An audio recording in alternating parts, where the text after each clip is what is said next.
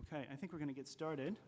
Thank you so much all for being here today. I really appreciate you taking the time out to come and see this panel with me and with our panelists here. It's a very exciting panel, I think. I'm very pleased with the talent that's here to talk a little bit about the role of intelligence in the future threat environment. So as you see, and hopefully you're all sort of familiar with now, there's little note cards on the seats around you.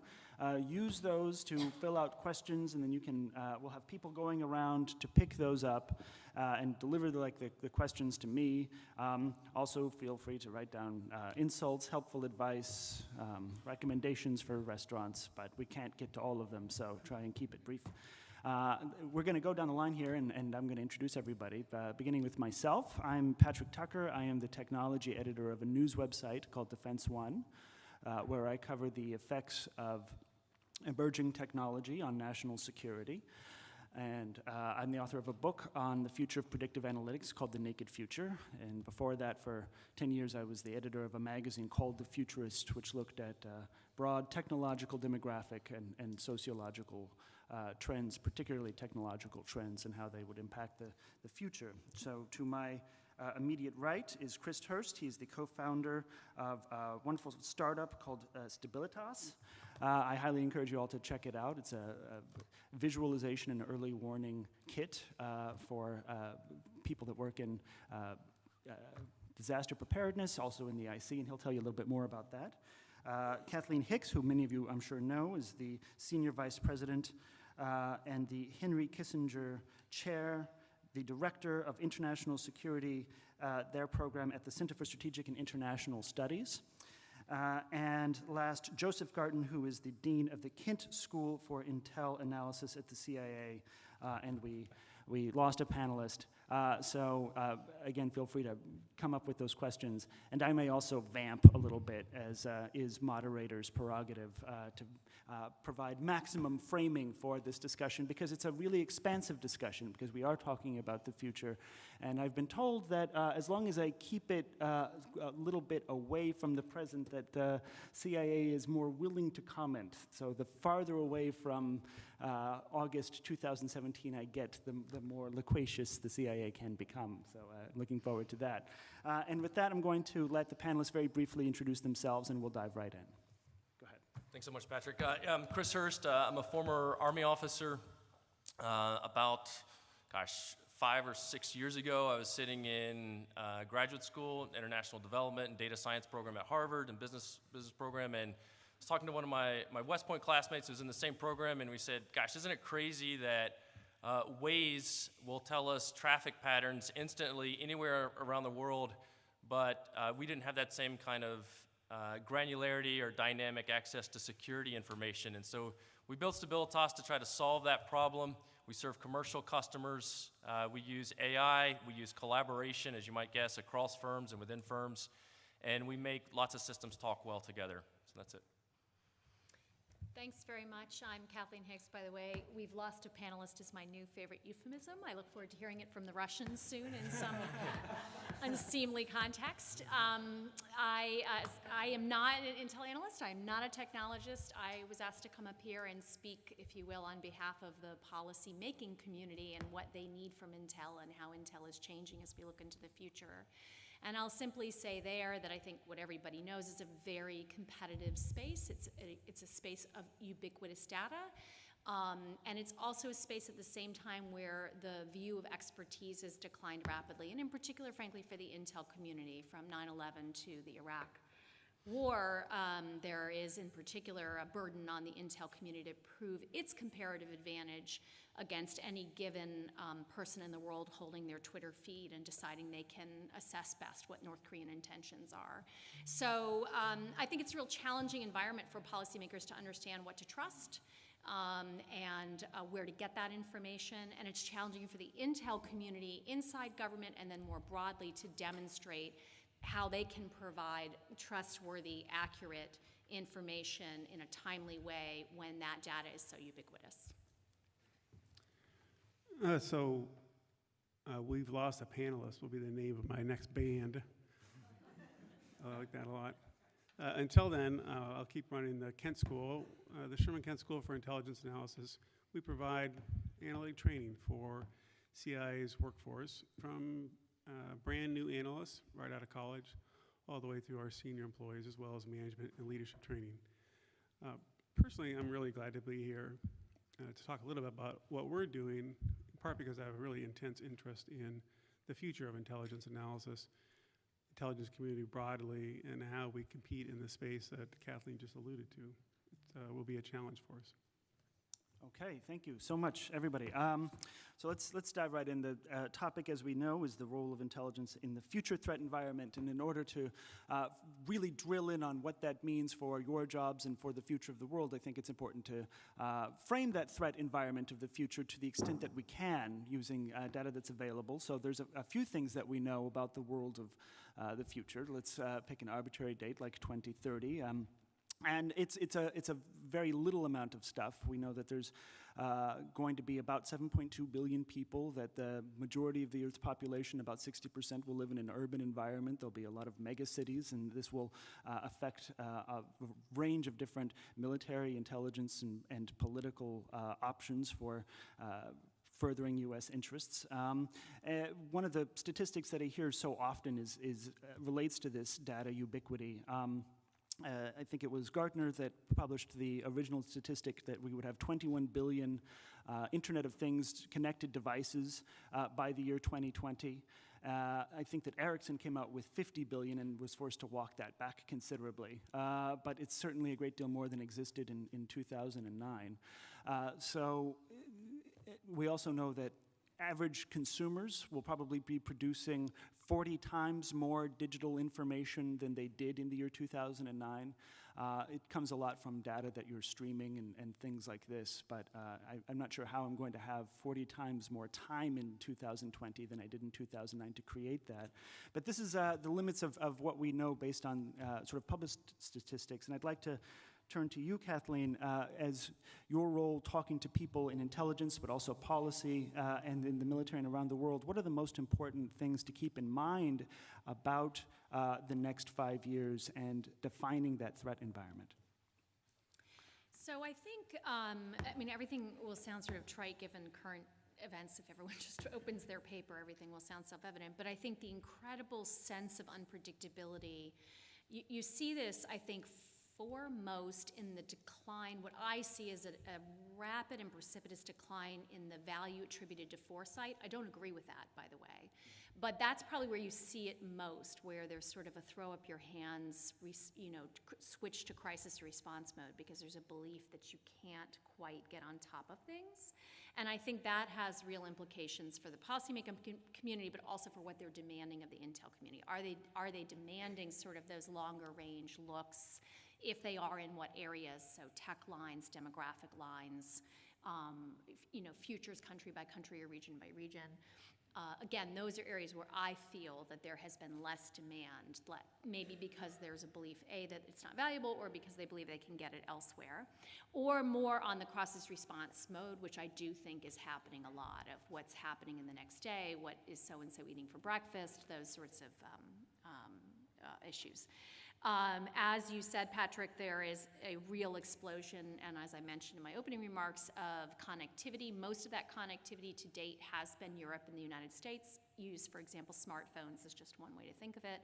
That will shift over time. That those markets will continue to be very big, of course, but they are getting saturated to a point, and you're going to see instead really a growth and spread, say, for instance, Africa and Asia, which is also where those megacities are growing primarily. They're all around the world, but they're growing primarily in the southern hemisphere. So you have this very connected environment with a lot of data availability, and so that creates a lot of demand to be able to process and assess that data, the PED end. And so I think that's a real challenge for our intel community, again, to get in front of that when you have very competitive potential adversaries and other actors, and I'll just mention the Chinese as being particularly good on artificial intelligence, and the Russians Putin just recently claimed the importance of artificial intelligence. So I think that's a real challenge for the U.S. is how do you get any kind of, again, comparative advantage relative to others, including across its networks of allies and partners with whom it shares intelligence.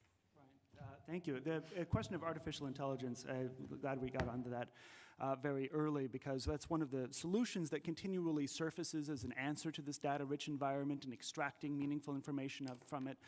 It's, of course, this incredibly hyped topic as well. And there's a lot of bad press about it and funny speculative stories that we see defining our conversation around artificial intelligence. For instance, the other day, Vladimir Putin was speaking before a group of students, and he made a lot of headlines saying that he who controls artificial intelligence will dominate the future. It's this, typical kind of Putin-y blather. And Elon Musk, who occupies kind of the dual role as our society's greatest artificial intelligence Cassandra / profiteer, of course responded with gleeful dread and was like, ooh, yes, it comes, it happens.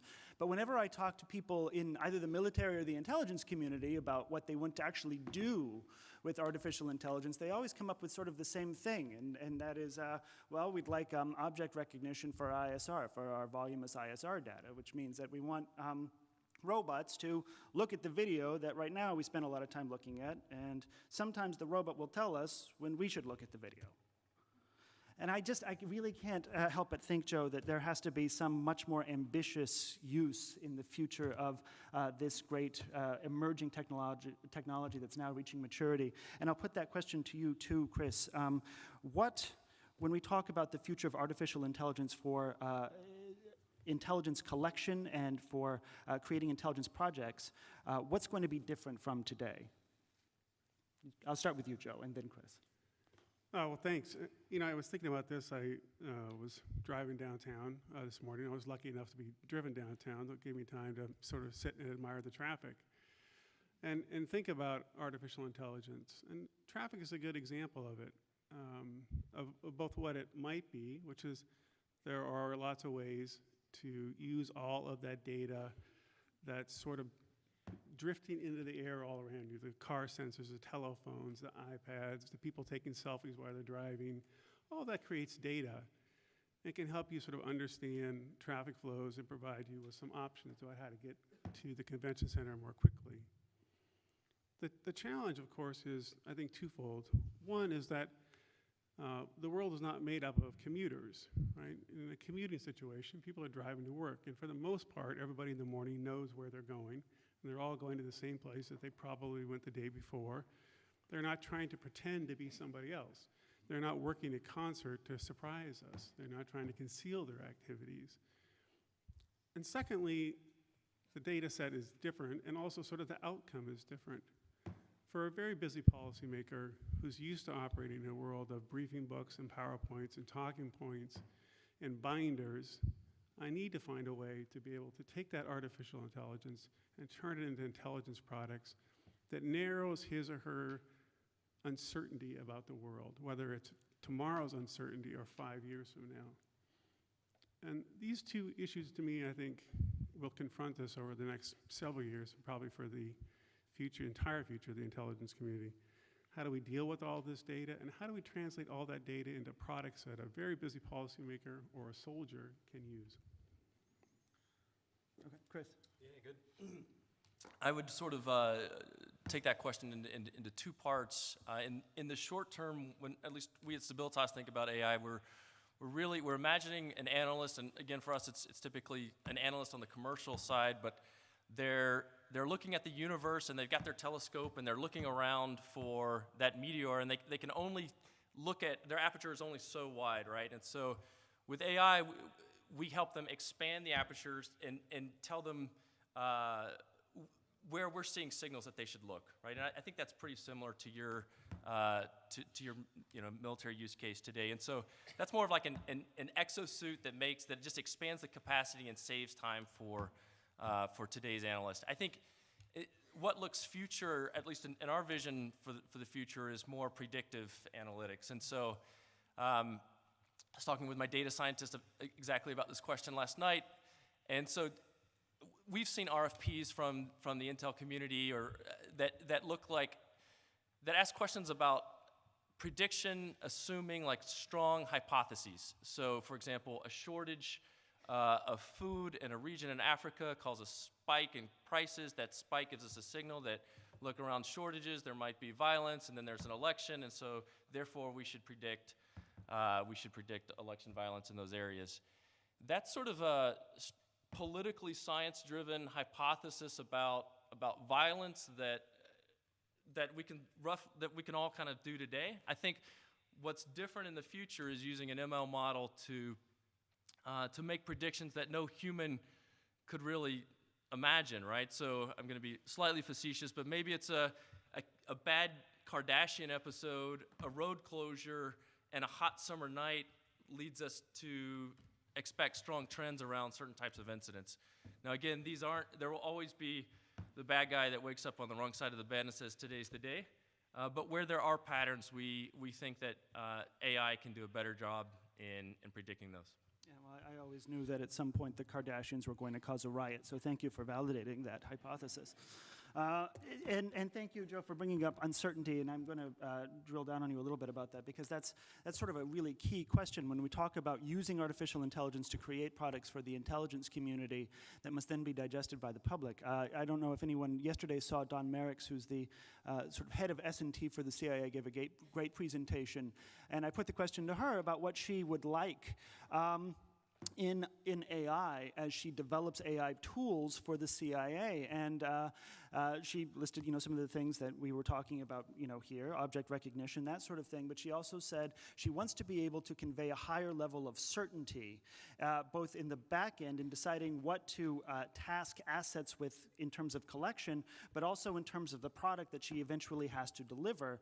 And right now, it's very difficult to convince a policymaker or the public that they need to have absolute faith in an intelligence product that was partially produced via a neural network, which is very difficult to explain, even for practitioners, even for people that understand Bayesian statistics very well. So I'm wondering, how do we become more comfortable with intelligence products that are the result of artificial intelligence processes, especially when we're talking about intelligence products that are primarily predictive? It's a question that's very old. When Philip K. Dick attempts to solve this question, he had to invent people that were capable, as a science fiction writer, he had to invent people that were clairvoyant and everybody just trusted them. And that's the basis for Minority Report. And so they had a perfect track record, and it was still a tremendously controversial dystopia.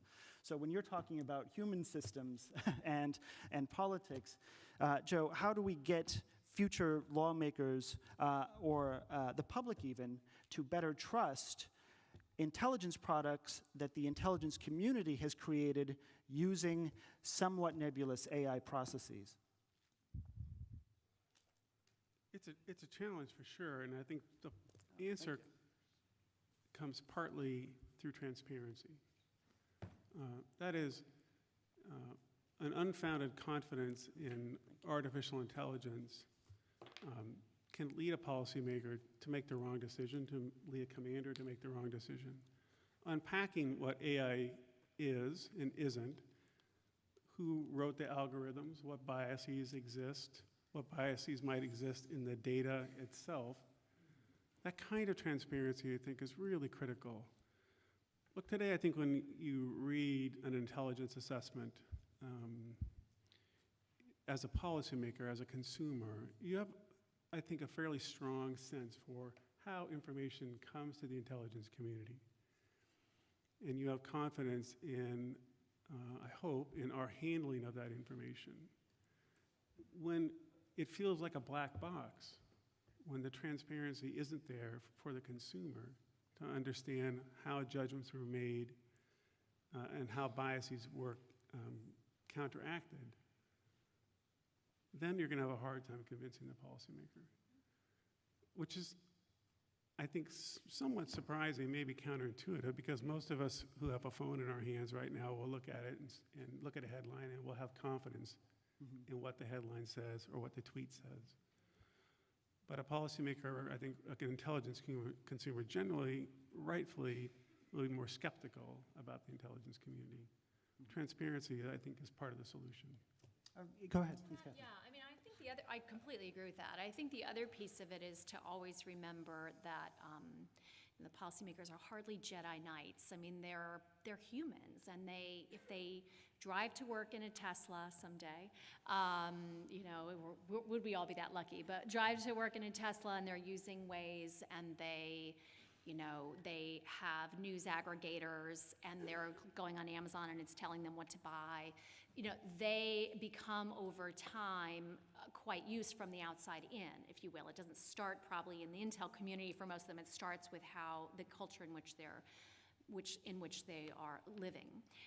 That said, I think I just want to foot stomp what Joe said, which is that is the risk of it, which is not being overly trustworthy, having an Intel community that can help them discern what is quality and what is not quality. And again, I think that's where the Intel community can create, and it can be commercial or otherwise, but can create comparative advantage by being able to sift through good AI-enabled predictive analytics and bad predictive analytics.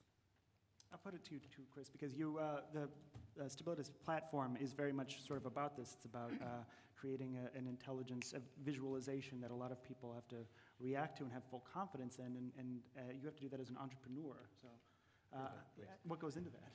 Yeah, so 100% agreed on transparency. I think demonstrating some successful pattern recognition historically, I think, goes a long way in convincing people.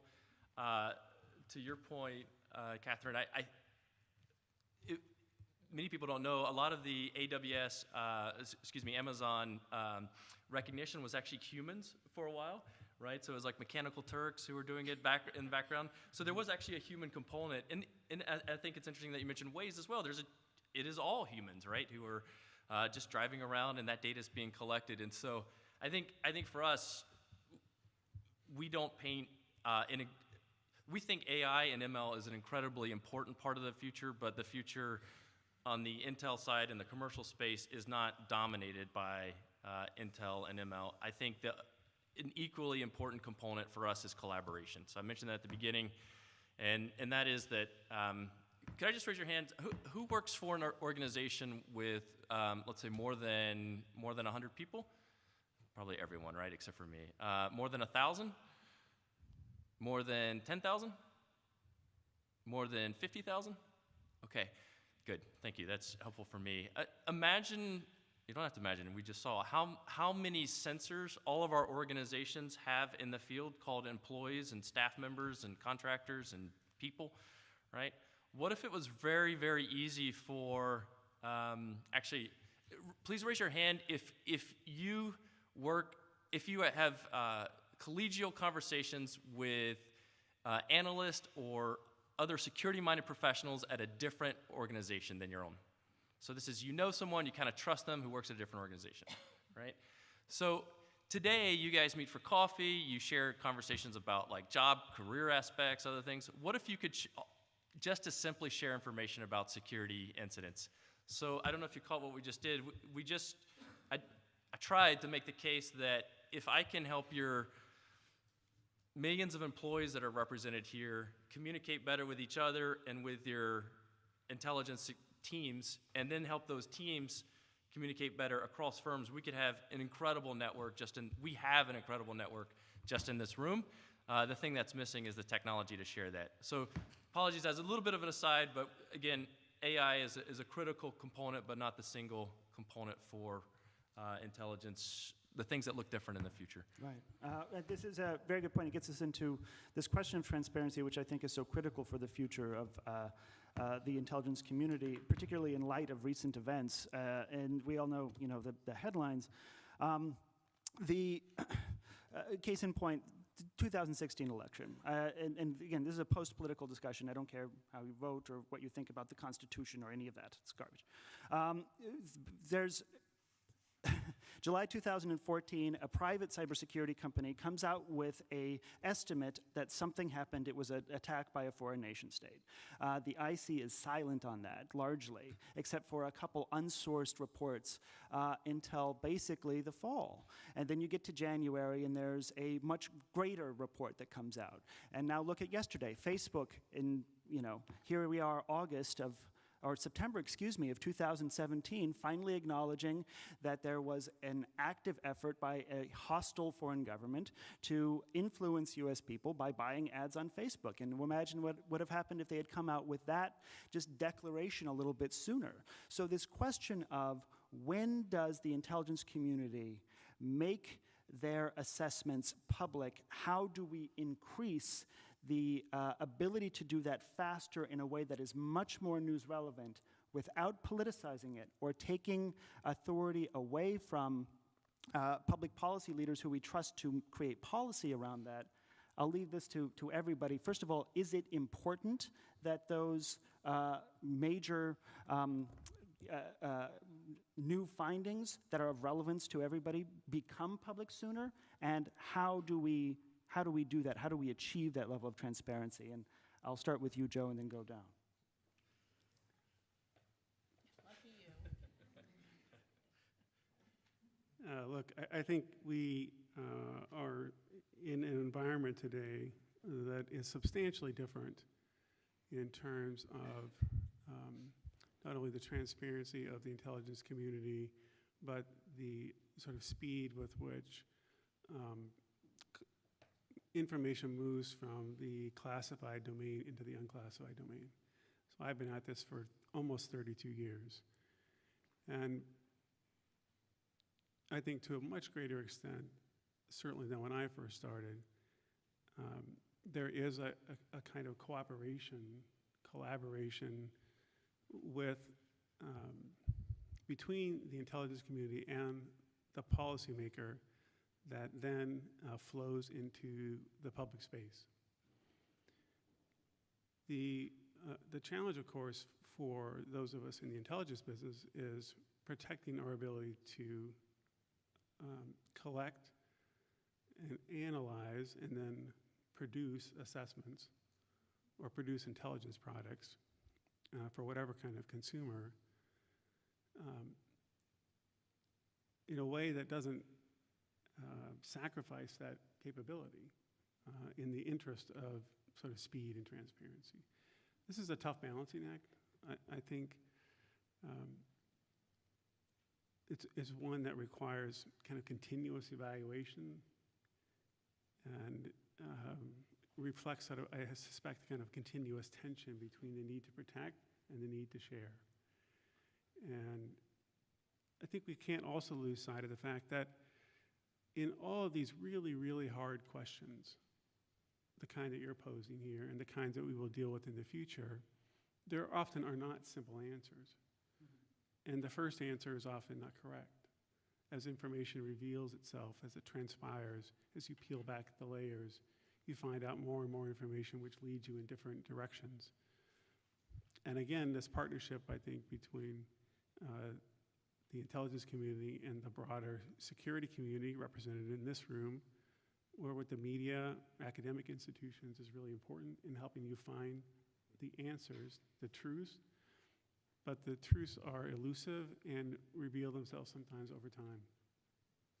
Is there any sense, and I just want a quick follow-up before we go to Kathleen on this, is there any sense of lost opportunity in not, among IC professionals that you talk to, in not coming forth sooner with the assessment of Kremlin involvement in the 2016 election? You know, I think I would defer really to the director of the CIA to answer that kind of a question.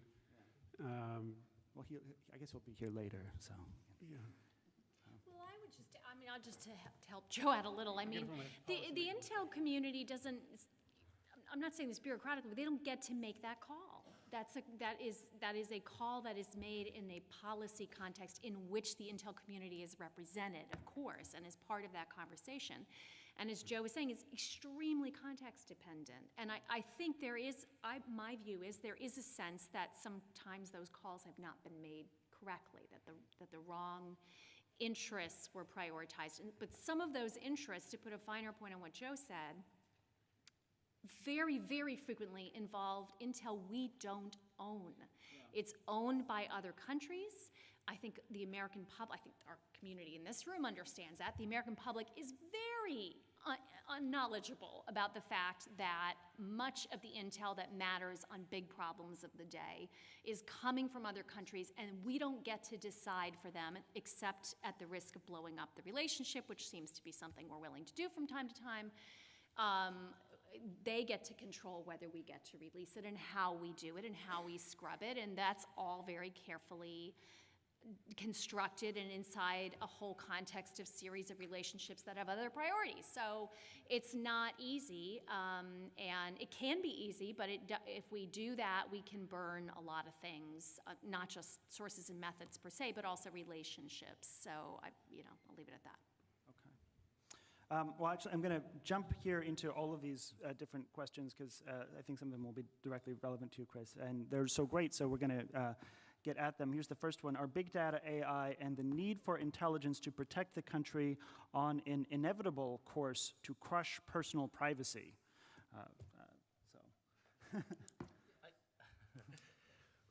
We don't think so, but there are a lot of principles we have to follow, and there's a lot of companies that have been left in the wake of, I think I can say this, there's a company called Geofedia, which I think served the IC, also served the commercial sector, which had access to Facebook and Twitter's data stream. They would show you a map of everyone who's tweeting, and then you could do keyword analysis and search. And ACLU wrote a big report October of last year, about a year ago, and Twitter shut them down. So this was less about policy and more about Twitter just protecting the civil rights of its users.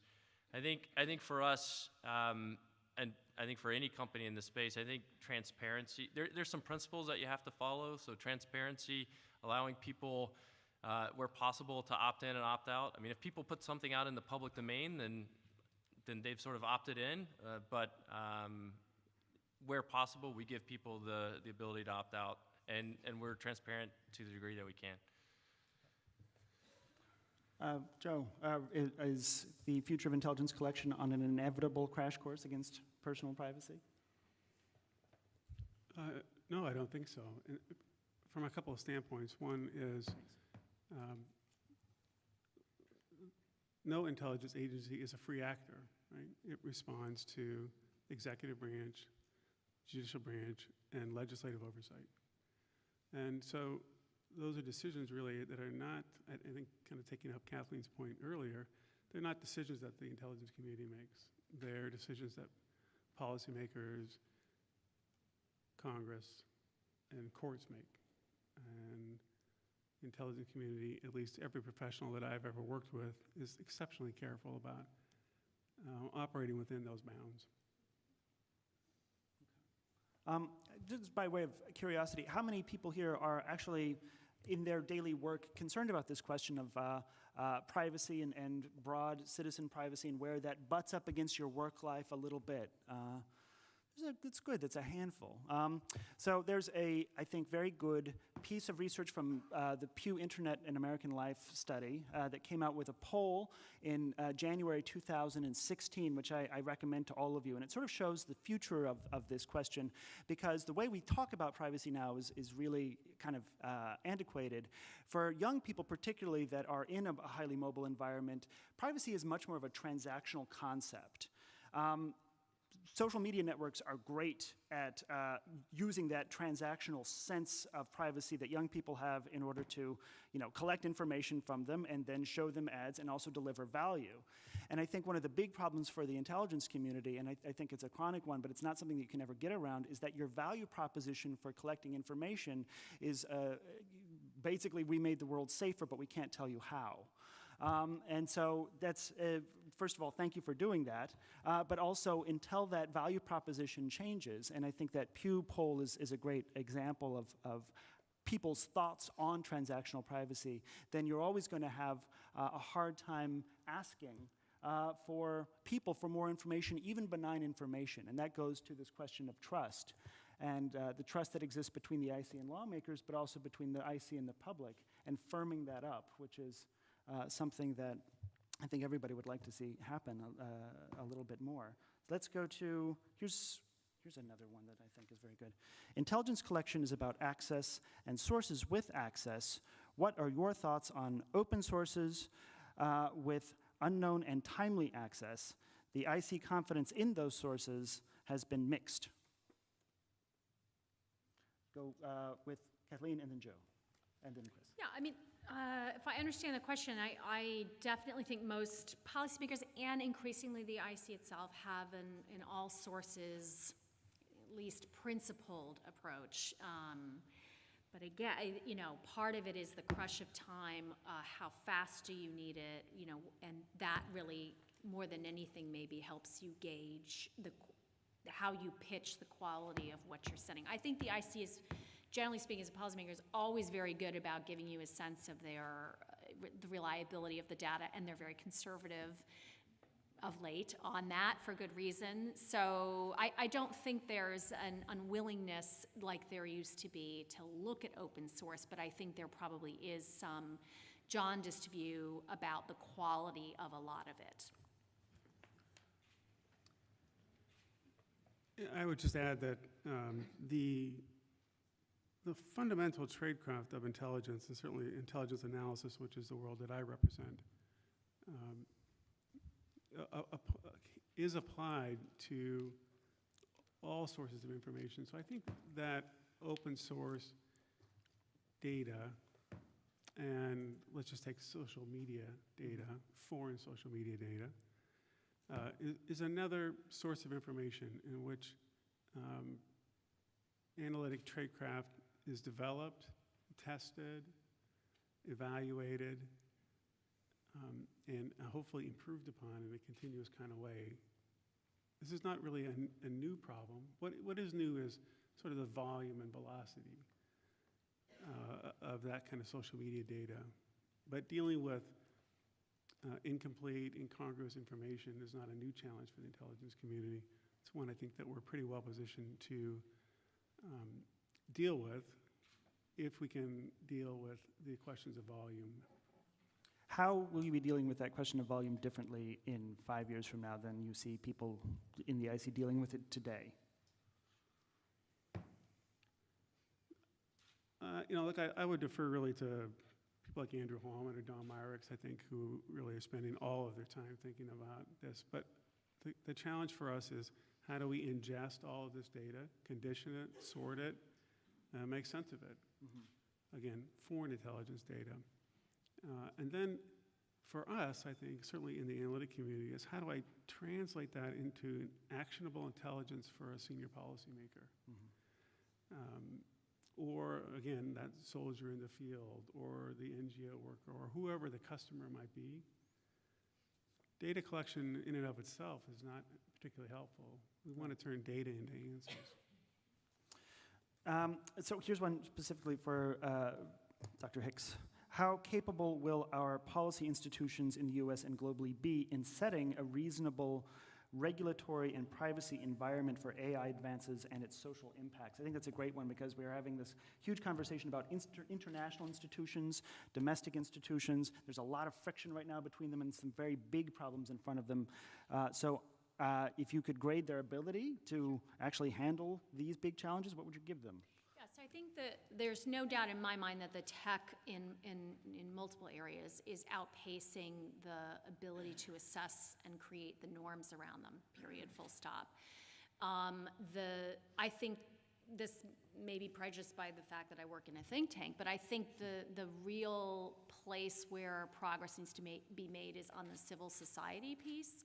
So that's both, if you will, the ACLUs of the world, the broadly based foundation-based investment in, trying to frame up in as multi-factional way as it can look at industry perspectives, innovation perspectives, legal perspectives, the security community, particularly with regard to foreign relations and homeland security, That requires true kind of grunt work to look at those factors. Most Americans with private companies certainly over the last decade and the earlier part of that decade, were more than willing to give up tons of privacy in order to get the conveniences that come with it, and only later have the costs of that, if you will, or pick where you sit on the spectrum of views of that, the paranoia about it, the concern about it, whether it's the NSA or it's Microsoft. Only later did that kind of come up, I think, as a major concern. So I think civil society, the population, needs to sort of rush forward to make sure that it's taking all those pieces into account and helping think through them. I will tell you, in my time in government, there were always very thorough conversations, to the point that it would bother a lot of people with lawyers about how we think through these issues, because there is a high priority on the Constitution, despite you wanting us to forget it before, and on the legal basis on which the government, the federal government in this case, can act with regard to foreign intelligence and with regard to homeland security. So, for instance, Boston, in the aftermath of the Boston bombing, these are big questions. So those are important. Those questions are just about the government. And I would just hasten to add, I have at least as many concerns, because I know there's lawyers in that process, about what's happening in terms of collection of data from private entities who may not all be, they may be innocuous and benign, they may not be, but even if they are, there may be other parties who can access and use that data. We were talking earlier about the huge importance of partnerships, particularly in intelligence collection, and why you don't want to rush to reveal a product too quickly, because you might burn a source, and that source might be in a foreign intelligence bureau, and that's really an important one, particularly for the Russia stuff. How would you rate, Kathleen, our current IC to IC relationships right now? And government-to-government relationships? We see a lot in the news about how Germany is souring on us, and the GCHQ is not pleased with this or that. But on a beneath-the-surface level, and Joe, you can weigh in on this as well, are these relationships intact and functional and productive? And can we disregard the headlines a little bit, or are they in serious jeopardy? Well, I don't have a real-time answer to that. I can give you my impression, which is that they are of an enduring nature. Most of them are built on very strong bases, more than anything, mutual interest. There were already, if you will, ways to go. We've never been where we want to be in terms of those relationships in all cases, and so there's always more we can do to share more. I think the leak, I'll use these in quotes, of the UK information on Manchester, other various things that have occurred, I do think they hurt. And so are they devastating in and of themselves to these relationships? My impression is no, because there is that strong basis. But you cannot chip away and erode endlessly the goodwill and mutual interest side of things. But I do think our partners and allies are ready to sort of endure. We've been on that end. We've endured with others before through their own trials and tribulations, and I'm hopeful that they will give us that same courtesy. All right, I'll put it to Joe, but I'll tweak it a little bit. Are we making and then to Chris, because I think you have unique insight here. Are we making a strong enough value proposition to foreign intelligence partners to continue to share information with us? And how could we make that value proposition stronger? I don't think there's any question that we're presenting, I think, a strong value proposition to international partners. I mean, I see it in our work every day, and I see it in the activities of the directors of every three-letter agency represented in this room. Those kind of partnerships are critical to how we do our job. As Kathleen highlighted, there are challenges and risks and sometimes mistakes. But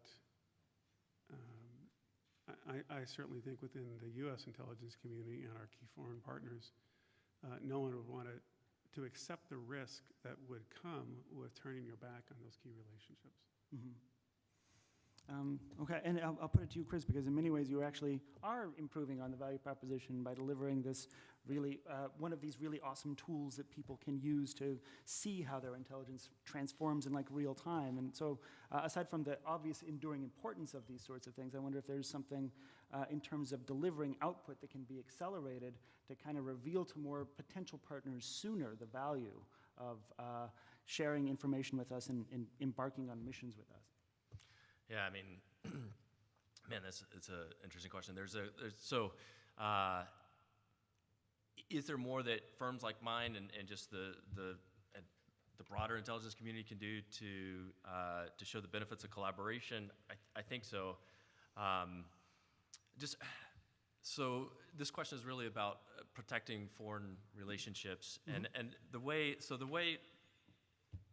intelligence flows to the commercial sector, in the U.S. at least, is the IC and State Department get together. They figure out, like, look, is this employee at Coca-Cola being targeted? The source came up with something. And then that information flows through OSAC. OSAC provides Overseas Security Advisory Council. This group was started after the Beirut bombings, where the commercial sector said, government, you got to do a better job sharing information with me and us with each other. And then that information goes from U.S. government to U.S.-based companies, and then U.S.-based companies are spread all over the world. I think it's a super interesting question of making that ecosystem involve our foreign partners as well through the commercial channels. But I don't think it exists really right now. Yeah, I think and that's something that's really key as well, is getting commercial partners, particularly in cyber, and coming up with a very good response to cyber uncertainty, is getting corporate partners to achieve a level of trust with one another and with the government to share much more information. And there's some legislation that has come out to compel that a little bit, but until there's blanket protection for everybody to share as much information about their vulnerabilities as possible, I don't think you're going to see as much meaningful sharing as you could there. But that's me editorializing a little bit. So here's one. With emphasis on signals intelligence and how the intelligence community continues to gather signals intelligence, will we still be able to do that when adversaries develop or switch to quantum communications, or we can just put better or higher levels of encryption and data protection? What is the future of signals intelligence in a signals intelligence environment that's relying on next generation data protection? Anybody? No. I don't think I can speak to quantum today. Yeah. So this is a reference to a quantum satellite network that the Chinese put up, and we don't have a good understanding of how it works. But quantum communications is something that we'll all be hearing, I think, of a lot more. And I'm not sure we have a good solution to it. Here's one. Why is Putin wrong about artificial intelligence? That the ruler of artificial intelligence, the one who understands it best, rules the world. Why is he wrong? Well, I didn't make a comment on it. I will simply, before, so I don't, it's not related to anything that's been previously said, but I think there's truth to the fact that AI is a very important part of the future, but I don't think any single factor that I can think of is determinative, if you will, in terms of the evolution of geopolitics. So absolutely, it's smart of anyone to look at the tool set that exists out there and figure out how best to leverage that tool set and develop it for the future. So hats off to the Russians on that. And again, I think the Chinese in their patent, if you just look at their patents on AI, likewise are doing a lot. We haven't even talked about the Chinese rating system. I can't think of what it's called, but talk about a privacy issue from a government. They're doing a lot, and the U.S. is doing a lot. So AI matters, but so do a lot of other things. So I do think it was probably a pretty flippant he's feeling pretty good these days. He's not bad, poor man's playbook, and he's done it very well, and that was a nice little take a bow moment, I suspect. I want to stick with you on that for a second, though, because we have a follow-up question that I think is very relevant to that. Please comment on profiling data analytics methods and privacy, aggregating data that is openly available to get deep insight into users' psyches, motives, sentiments, and in order to predict behavior. A moment ago, you were mentioning China and their predictive policing efforts. This is absolutely fascinating stuff and incredibly important. However dark one's feelings about U.S. capabilities to predict someone's personality, this is a fast approaching reality in China where they have tremendous resources dedicated to this. So comment on profiling data analytics and privacy and the ability to detect motives, sentiments, and predict behaviors on, of course, the macro level, but I think the crux of the question is on that very micro level. How does that change intelligence collection for us and for our adversaries, and what methods do we have to defend against those capabilities in the hands of our adversaries? Well, if you're asking, I'm not an Intel analyst, so I will definitely defer to the people to my left and my right. I think if coming from my perspective, it comes back to what's really changed is the amount of data that you have available to assess motives. So say, for instance, if you're a prominent individual who takes to Twitter and you tweet a lot, there's a lot more information a foreign organization can make about your motivations and how you do things. Same if you did a lot of press availability, things of that sort. So to my mind, it's about the increasingly availability of what were internal lives becoming out there on Facebook, whatever it is. And the rating system is another great example because it's other people, it's how you are assessing other people out there for wide distribution and how you are being assessed. Yeah.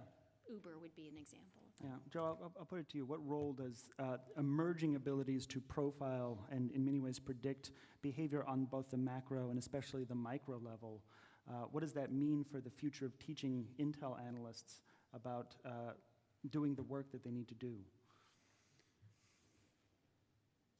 Looking at it from a sort of a futures capability and a learning and teaching requirement, I just come back to we will need, and I think we have, but we will certainly need to continue to develop a workforce that understands the utility of data and the limitations of data. Looking at foreign actors, adversaries, and thinking, I think, as Kathleen and Chris have both gotten at, how data fits into that. It enriches a story. Sometimes it might even illuminate an emerging threat that we didn't know about. As Chris suggested, tying together sort of 2 or 3 data points that seem unconnected to an expert, but the data reveal some connection and give us some sense for an event that might happen, action that might be taken, a traveler moving from one country to another. We need analysts who are comfortable operating with data as much as they're comfortable with the traditional tools of intelligence analysis, which is really reading and writing and being an expert. All right, Chris, you have this great dashboard that lets you see all these different things that are happening in the environment under surveillance. How do individuals and understanding their individual behavior, how does that change the product that you give to analysts around the world? Yeah, so when I think about profiles, I'm not thinking typically about profiling an individual's actions like in Minority Report or in China. Human behavior is data, and AI is a data model, and the AI data model can take account human behavior. So for us, when I think about profiles, I'm thinking about, is this Intel analyst that's my customer at firm A, are they pretty similar and have similar needs and desires of other Intel analysts, and can I build a profile that provides the type of information that or can I build a model that provides the type of information that this particular profile needs? So I think about building models for different profiles for supporting them. Okay. Here's one for Joe. How have you changed your curriculum, if at all, to reflect new means of analysis with technology, and what parts remain timeless and unchanged? Well, it's easier to start probably with the sort of timeless and unchanged piece of it. And whenever I meet with a new class at the Kent School, the first question I ask is, do you know who Sherman Kent is? And that's a good question, and most of the time, not very many hands will go up. And Sherman Kent was a real person, of course, founder of the Office of Estimates and founder, I suppose, of the National Intelligence Council, where I worked for 4 years. Kent and the people who came after him, Richard Hoyer, and more recently people like Phil Tetlock and Welton Chang and many others, I think have created a body of literature about what intelligence analysis is. Mm-hmm. And for us, our emphasis remains on critical thinking, writing clearly, briefing clearly, and leading effectively. Those are 4 big tenets for everything that we do at the Kent School. The specific tools that an analyst will use clearly have changed because the volume has changed, the importance of data has changed, the sources of intelligence have changed over the years. But we really do emphasize, at least in our classroom, the foundational elements of what it means to be an analyst. And most analysts will learn specific techniques on the job, as in most industries. Mm-hmm. So a follow-up on that, one of the things that I've seen in the CIA over the last few years with the introduction of the new digital directorate under Hallman is this greater emphasis on merging signals intelligence and human intelligence. And of course, they used to be so distinct that we had 2 completely different branches of the IC, one to deal with the one and one to deal with the other, but that line is increasingly blurred. So when you look to the merger of human intelligence and signals intelligence 10 years from now, how is it different from what you see today? Well, I'll use an example that I use with some classes.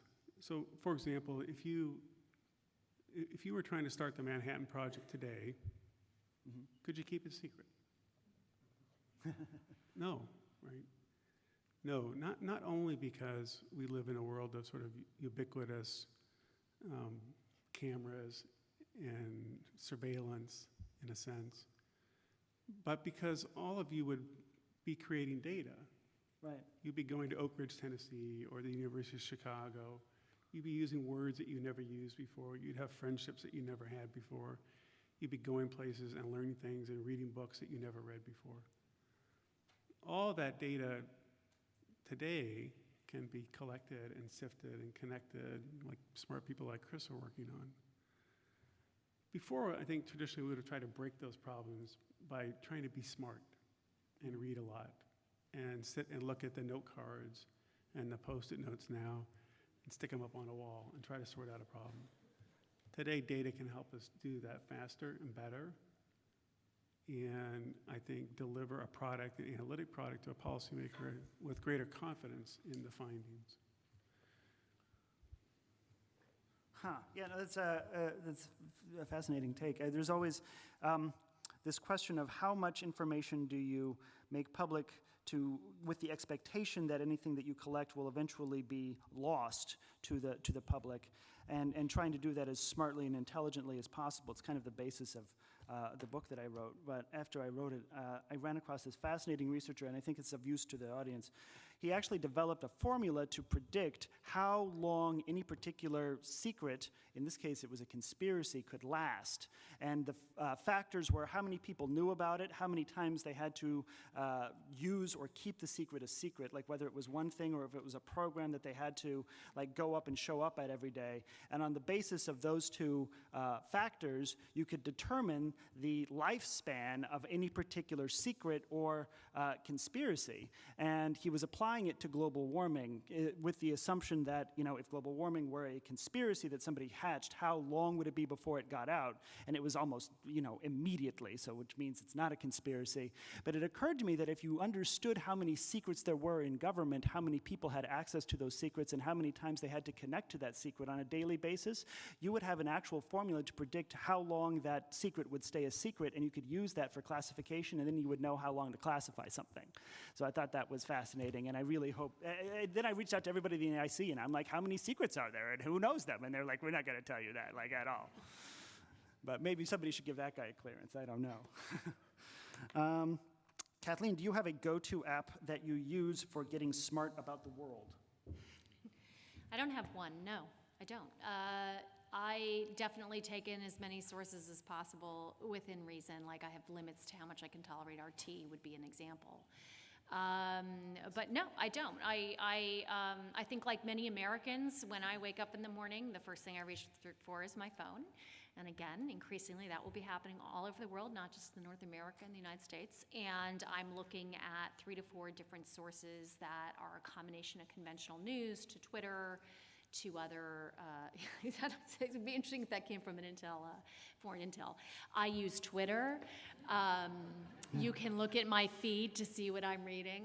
But yeah, I use multiple different sources. And I think that's true of many Americans. One thing I'll just add on the domestic side is that Pew polling shows that Americans increasingly are getting, of 6 in 10 claim they're getting primary news out of social media or some news out of social media, and increasingly they are directing their feeds, narrowing their feeds to people who agree with them, their family and friends, and their family and friends who agree with them. If they don't agree with them, they unlike, unfollow, whatever they do.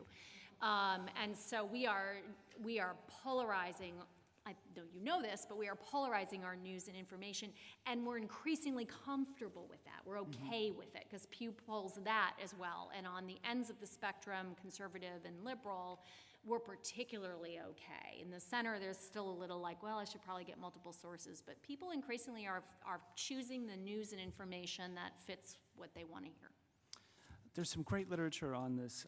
There's a book called Too Big to Know, which really forecasts the environment that we live in today, the information environment, which makes the point that when you can select what news is most relevant to you, you're going to immediately connect with a community of support that will support you in a wrong idea. You can do that all the time, no matter what, and that's probably not a great thing for democracy. And there's a book called The Filter Bubble by a guy named Eli Pariser, who was one of the founders of MoveOn, and makes sort of the same point that when you can self-select an information filter, it's probably not a good thing, but it's definitely characteristic of the year 2017. And it's something that is played directly into the hands of foreign influence operations.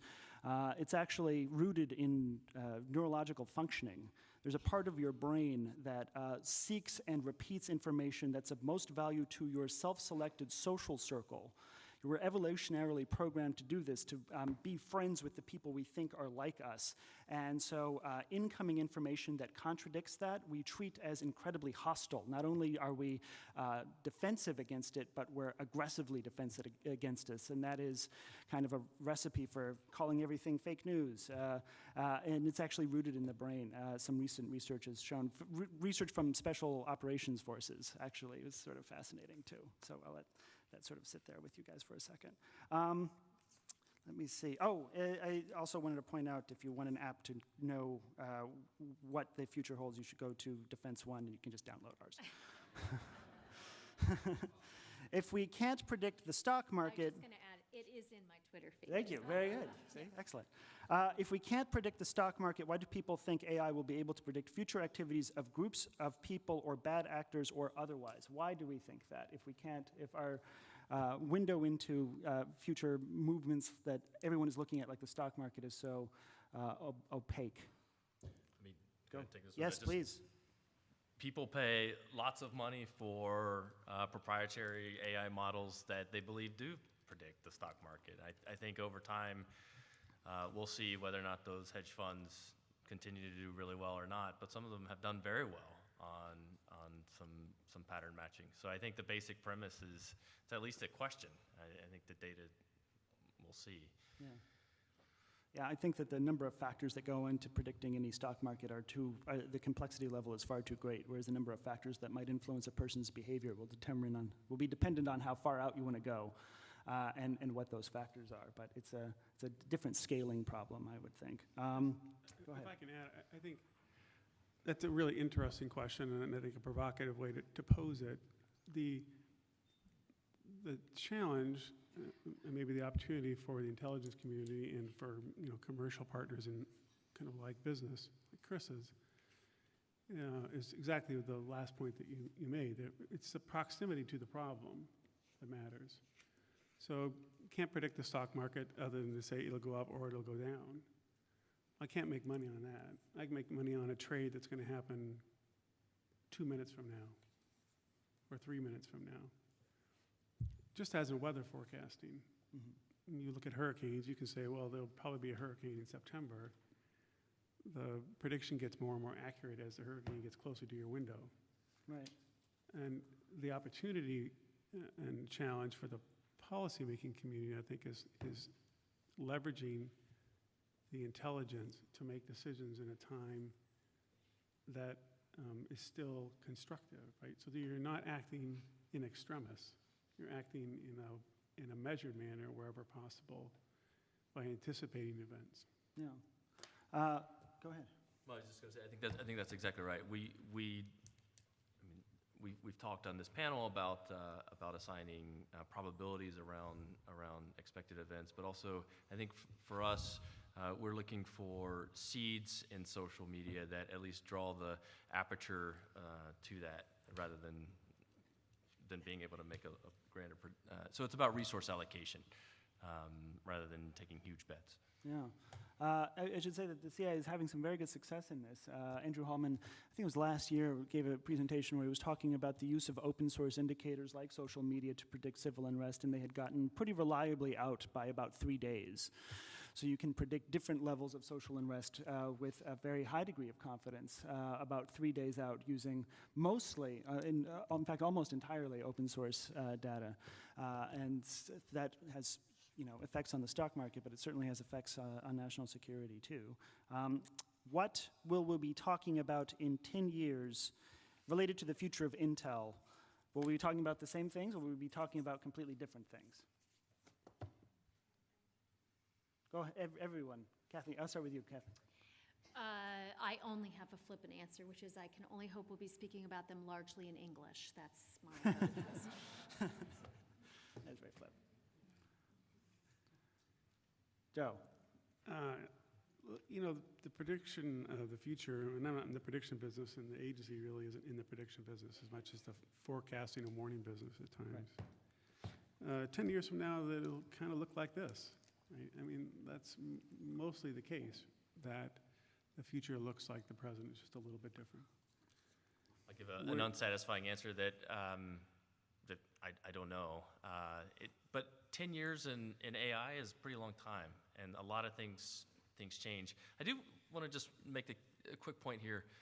In this conversation today, and often when we think about AI, different people have different models in their head of what they're talking about. So the person who uses the AI models like we provide are getting slightly better information, hence seeds, patterns, trends, right? And then there's also the Ray Kurzweil singularity that someone else may be imagining. And so I just want to be clear about which one we're talking about. I think most of the conversation today is about the former. Yeah.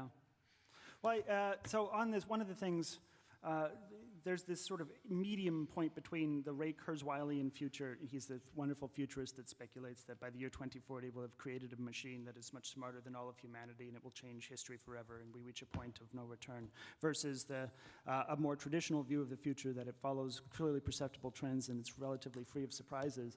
I was talking with William Roper, who's the head of the Strategic Capabilities Office for the military, and one of the things that he worries about is the effects of artificial intelligence in continually shortening decision cycles. It's particularly relevant to the military, but I think that it's sort of relevant here as well. And so I think that that's, at least from him, if he were here, that's something that he would say was going to change the way he makes decisions about military intelligence.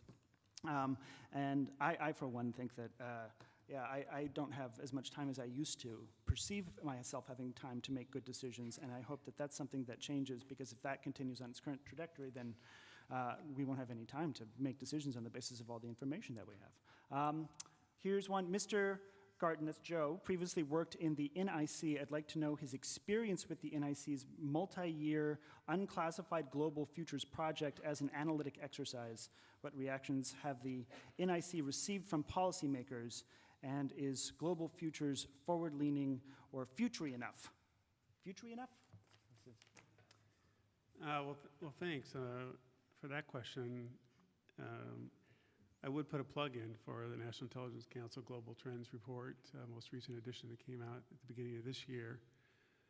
And what I really would commend to you to do is make sure you read the introduction and sort of our own, the NIC's reflections on its work in that particular space. Because there are things that the NIC, I think, would say it got right, and some things that it probably did not. To me, it's the process of the conversation, really, a global conversation with multiple voices at the unclassified level that really makes global trends something special. And it's not so much about the accuracy of every single forecast, but about the conversations and insights that they reveal and the discontinuities that we ought to worry about. And if you have a chance to work on the National Intelligence Council, you should. Okay. Is it helpful advice for all? I wonder, question, because we're talking about, before we go, we're talking about the volume and the velocity of data and the increasing utility of open source information. Do you project that the amount of classified intel is going to grow as quickly as the amount, well, I mean, clearly it won't grow as quickly, but will the amount of classified information stay roughly the same in proportion to the amount of unclassified information that is specifically useful to intelligence? Or will it become an ever-diminishing sort of iceberg of intelligence that you need to obtain through exquisite means using lots of secrets? Does that become a smaller and smaller portion of intelligence work, or does that stay about the same? Joe? I wouldn't think about it so much as an iceberg. The picture in my own mind is really more of the Venn diagram of what is in the classified domain and the unclassified domain. And certainly over the past 30 years, the shape of that Venn diagram has changed from one where you pick a country, a hard target closed country like the former Soviet Union, and you think about what did the intelligence community know versus what was known in the public domain in the United States. And that picture is completely reversed today. It's a question, I think, that focuses, that I think would rightly focus attention on where are the investments in the intelligence community, where should they be made? Mm-hmm. Because you're making trade-offs and expensive long-term trade-offs about where the capabilities you need to develop and grow and what capabilities you can cede essentially to the private or commercial academic sectors. Well, I think we're almost at time, so before we go, I'd like to get everybody to comment very briefly on the most important thing you'd like to emphasize in terms of how intelligence collection and use will change over the future that might be helpful to folks as they go about creating those changes in their work. We'll start with you, Chris. Okay. I think I've said enough about AI and ML models. I'd like to just say a little bit more about collaboration. When we started Stabilitas, we assumed that, and this is kind of a naive assumption, that people would, our commercial intel analysts, so this is someone working for Coca-Cola or Google, right, worried about threats to their organizations, would share information like seamlessly. And I don't think we took into account the human behavior and dynamics of trust. And it turns out that trust in the commercial sector is just as important as trust is like what we've talked about today with foreign partners and others. So for us, I think as we look to the future, it is technical. It's a technical challenge, but it's also a relationship building challenge of small circles of groups of people who really trust each other and then linking those networks together. So that's where I see. Okay, Kathleen. Yeah, I actually think trust and confidence are the two. There is an imperative that will drive innovation there, and some of that innovation will be process related, some of it will be about the technology piece, some will be about how you operationalize it. But that's where I think you're going to see the next major push in terms of, it'll be on quality, because the ubiquity it's going to get even more ubiquitous, if that's not an oxymoron, but the issue now is how do you know what to trust? Oh, that's a great theme. I would just pick it up and say that, I think the collaboration and integration in the U.S. intelligence community is light years from where it was even 10 or 15 years ago. I expect that the importance of that kind of collaboration will be increasingly important, and I think the continued partnership with private sector and innovators like Chris will be even more important. Okay. Ladies and gentlemen, please join me in thanking Joe, Kathleen, and Chris for their time here today.